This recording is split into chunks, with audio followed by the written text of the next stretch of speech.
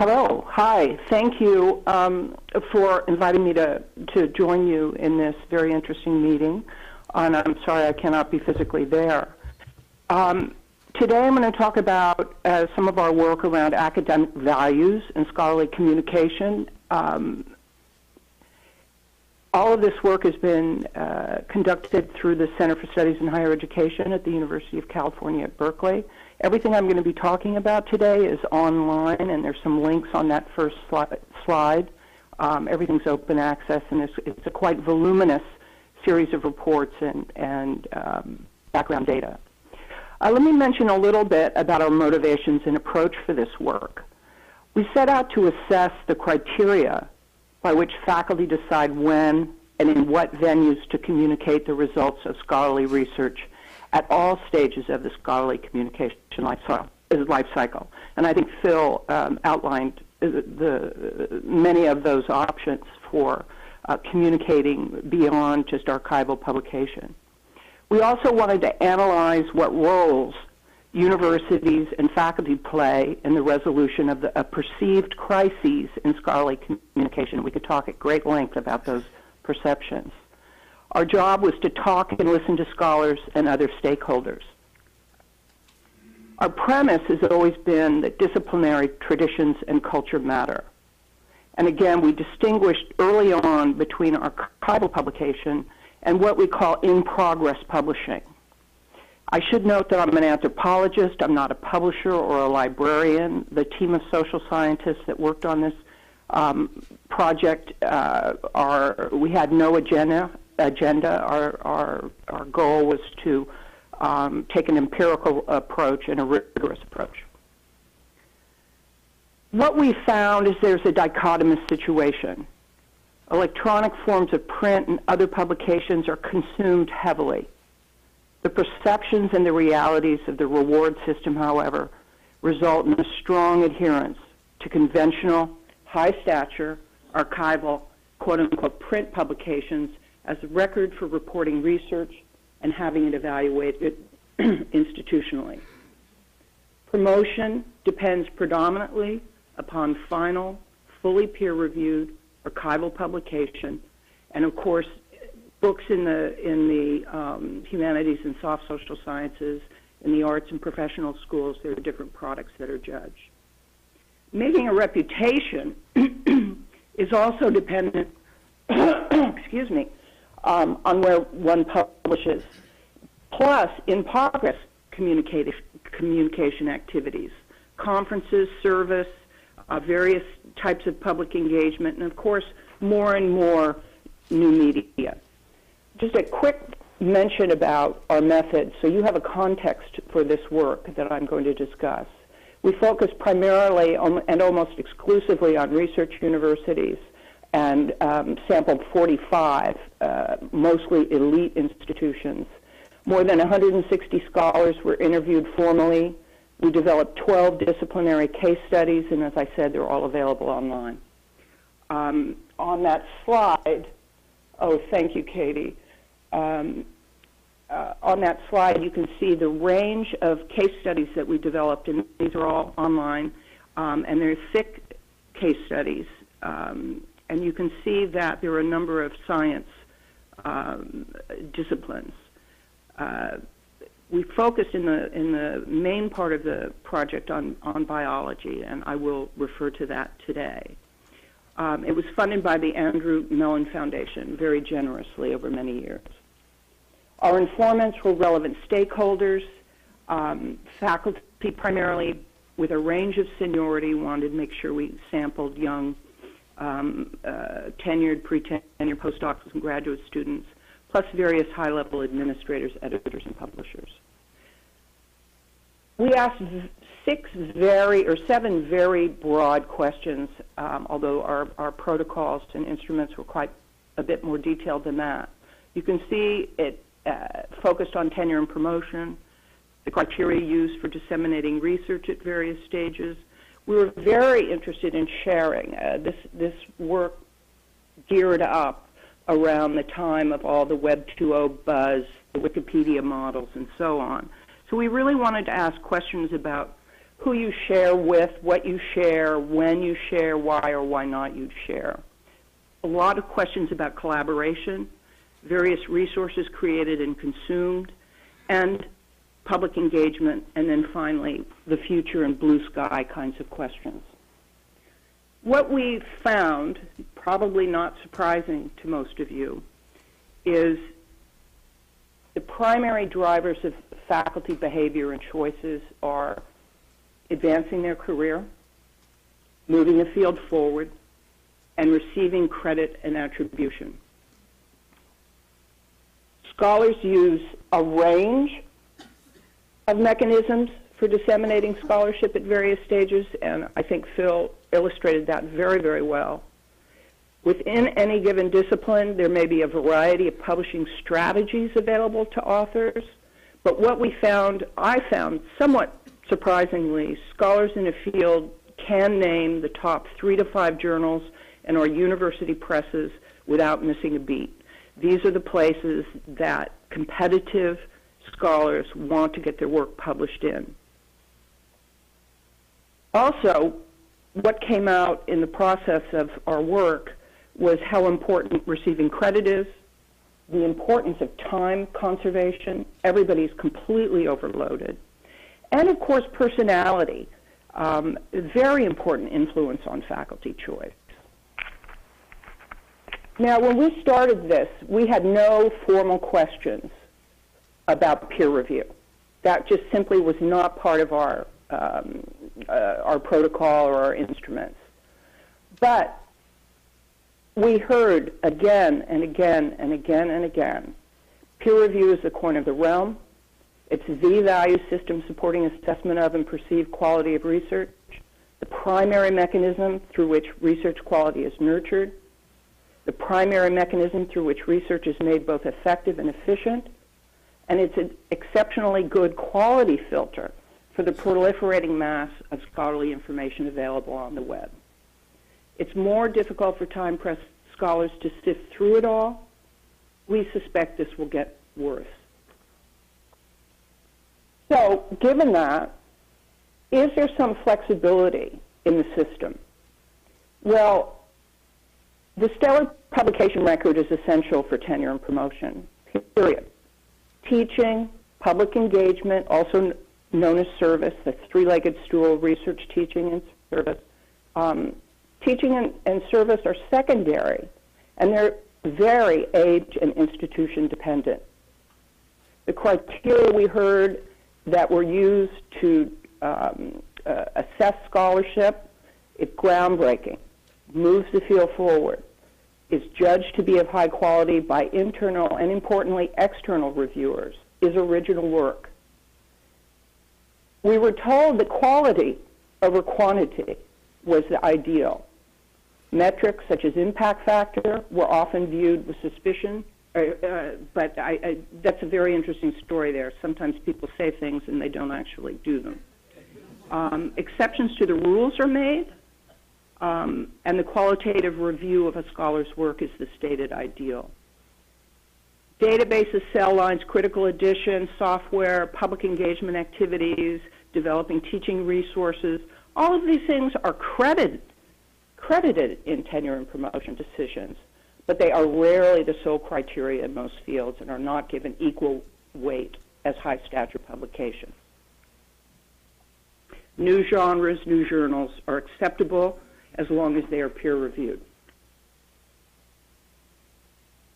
So when a faculty member is being reviewed, there's a heavy reliance on peer-reviewed publications to aid the committee and external reviewers in evaluation of his or her work.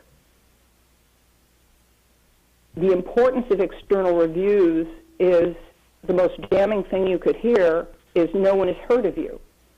High-impact publications are a way of making the name. And as I said, peer review has to be embedded in whatever is submitted. But many worry that there's a lack of peer review associated with newer, untested forms of publication. We heard that the advancement process can and should be supportive and unprejudiced of non-traditional publishing models, provided that peer review is strongly embedded.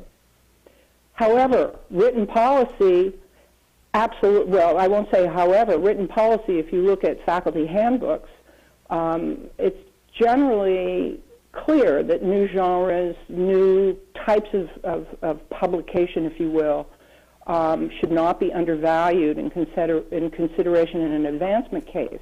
But then the question is, does actual practice vary? And what we heard is that tenure and promotion committees are not seeing many examples that deviate from the norm.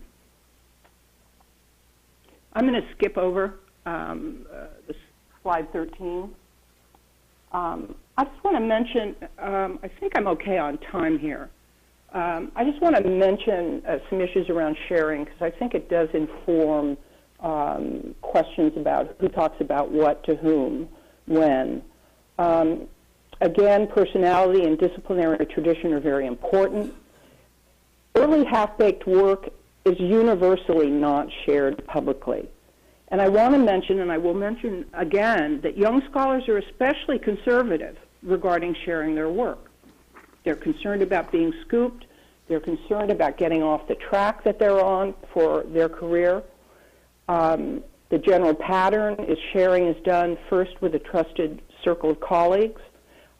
There is a modicum of privacy needed for scholars to develop their work. Phil mentioned conferences and seminars, brown bags, etc. Those are very important. The public posting of working papers is typical in some disciplines, primarily computationally based. When you have a preprint server like the archive or SRN, people don't post anything until it has been vetted by an inner circle and has been deemed good enough. People don't want to be embarrassed. These are often referred to as the penultimate draft that is submitted simultaneously to a formal journal. So let me talk about what we heard regarding public engagement. Engagement with the public is valued at the institutional level and the individual level, depending on personality, and occurs in all fields we investigated. It's considered to be an important part of service and is judged by tenure and promotion committees as such. It's not a substitute for formal publishing. In disciplines such as biology and astrophysics, and for faculty at publicly funded institutions, we heard pretty regularly that scholars feel an obligation to give back to the public in return for taxpayer funding. But it's important to note that public engagement is only viewed as appropriate on any appreciable scale until once a scholar has been promoted and has made a name in the field. The consistency of the advice that's given to young scholars is focus on your research, do your teaching.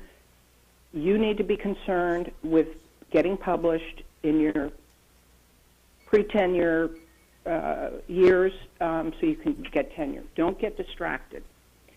It's also worth noting, and I know this is no surprise, that the general public reception of one's work has little impact on the strength of one's tenure and promotion case. And it can sometimes have a negative effect if it's not accompanied by a stellar research record. There's a wide range of variability in engagement. It varies very much according to age, personality, and discipline. For example, we heard from scholars in highly theoretical fields that there's just less public interest in their work. Although we heard in biology, history, and archaeology, for example, there's a lot, and also in astrophysics. Opportunities for public engagement follow the changing interest in the public arena as topical subjects shift. Some manage their own public outreach, but there's a large reliance on mediators like publishers, press office liaisons, bloggers, and journalists to connect scholarly work to the broader public debate. I should mention that there's some sense that some scholars feel burned and that by the press, and that the mainstream press does not always appreciate the nuances of academic research. It takes time to engage with journalists. If journalists are burned by a reporting of their work that isn't accurate or is poorly done, the inclination is not to bother again. It's also important to note that several scholars said they valued the importance of academia as preserving a pure space for research, invaded by the public. The larger implication of this research may not be worked out for some time, and there was a great value in having these places where you didn't have to be constantly explaining why you were doing what you were doing. I know that you have probably covered this already, and some of the background readings. Scholars interpreted the question of public in a very wide way. One biologist interpreted public engagement as expanding private industry partnerships. The social sciences have a lot of interaction with government and non-governmental organizations. It's important to remember that teaching, public lectures, op-ed pieces, K-12 outreach, performances, websites, TV, radio interviews, and so on, they were all cited as important mechanisms for engagement. And then, of course, we have online education. At the time we did the research, mostly open educational resources, but now MOOCs that have become very important to engagement with the public for some. So let me just wrap up with some of the conclusions, and these are quite, there's a lot of work that I'm trying to crystallize here. Scholars want to read a piece of work once. Their time is incredibly limited and coveted. This was something we heard again and again and again. People are overloaded. In career advancement, it's important to distinguish among the many different types of scholarly outputs. Disciplinary culture and tradition, plus an individual's imperative to advance his or career and field will always be important in competitive environments. Sharing is complex. It's very important to understand the culture in a field before building systems that assume early sharing of ideas. And young scholars, finally, they are adopting the norms and the advice of their mentors. They are very, very conservative in their archival publication choices and in the sharing behavior or in their sharing of their work early stage. They fear being scooped. They fear getting off track. So I think it's important that we shouldn't expect young scholars to take career risks by pressuring them to, unless the whole system changes tomorrow, by pressuring them to engage with the public until they get through that whole tenure process. And I would say one of the things I would end on in terms of future research, and I think Dominique is going to talk about this, I think there's a lot to be learned from seeing how young scholars are navigating this quite conservative culture of academic advancement, but how they're using new tools, Twitter, blogs, and so on. And with that, I thank you. Thank you very much.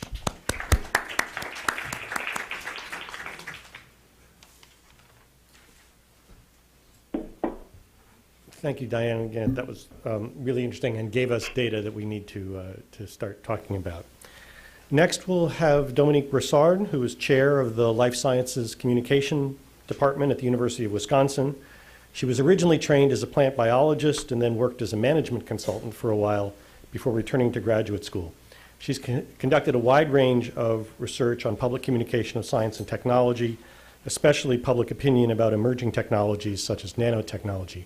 I happen to personally know her work on biotechnology fairly well because she started it as her dissertation, and full disclosure, I was her advisor. Dominique.